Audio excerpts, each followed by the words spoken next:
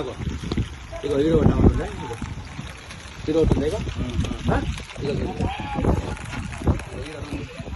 బాగా మన దగ్గర ఉన్నదా ఇది గిరి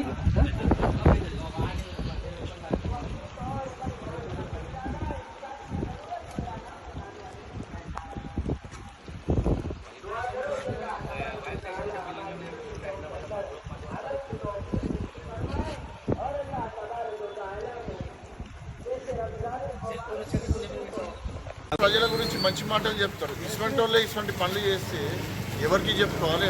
వీళ్ళు ఎప్పుడు సదాశివపేట గ్రూప్లో ఎప్పుడు చూడు యాక్టివ్గా ఉంటారు, మంచి పనులు చేస్తారు. ఈ మంచి పనులు చేసే వ్యక్తులు ఇటువంటి పనులు చేస్తే ఎట్లా? సరేనా? దీప్ జైన్ ఇప్పుడు ఏదైతే టవర్ ఎరెక్షన్ చేస్తారో ఆ టవర్ ఇంటి పక్కకి మా ఇల్లు ఆనుకొని ఉంది. మా ఇంట్లో 6 మంది పిల్లలు, మా అన్నయ్యకు నాకు కలుపుకొని పక్కకు ఇంకో 10 మంది ఉన్నారు, గర్భిణీ స్త్రీలు ఉన్నారు, స్కూల్ ఉంది, నియర్లోనే స్కూల్ ఉన్నది. ఒక 100 మీటర్ల లోపలనే 50 మీటర్లకే స్కూల్ ఉన్నది. ఇంతమందికి ఇబ్బందికరంగా ఉన్న ఈ టవర్ నీటి నుంచి తొలగించాలని చెప్పేసి ఈరోజు అసలు మాకు ఇన్ఫర్మేషనే లేదు. మున్సిపాలిటీలో పర్మిషన్ పెట్టుకోమన్నారు, మున్సిపాలిటీ నుంచి మాకు ఎవరు వచ్చి కలిసింది లేదు. మా నో అబ్జెక్షన్ లెటర్ కూడా మా దగ్గర నుంచి ఎవరు తీసుకోలేదు.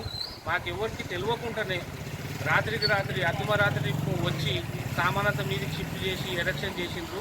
మేమేం చేసినామనంటే ఈరోజు కౌన్సిలర్ గారి ద్వారా, సాగర్ సైడ్ ద్వారా వీళ్ళందరం కలిసి మున్సిపాలిటీకి పోయి కమిషనర్ గారికి, మళ్ళీ పోలీస్ స్టేషన్లో పోయి సీఏ గారికి ఇన్ఫామ్ చేసినాం. ఇది తక్షణమే తొలగించాలని చెప్పినాం. వాళ్ళు కూడా పర్మిషన్ లేదు, తొలగిస్తామని మనిషిని పంపించిండ్రు. తిరిగి ఆయన ఇంకేదో ప్రయత్నాలు చేసి చేద్దామని ఆలోచన చేసినాడు. ఇలాంటివి మేము అస్సలు సహకరించాం. మేము ఏదున్నా ఏ దానికైనా పోయి సిద్ధం మేము దానికి. ఎందుకనంటే ఆయన ఇంట్లో కూడా రాజన్న కూడా 2 పిల్లలు ఉన్నారు, వాళ్ళ ఇంట్లో వృద్ధుల వాళ్ళ అమ్మ ఉన్నది, వాళ్ళ ఇంట్లో 6 మంది పోషన్ల కిరాయికి ఉంటారు.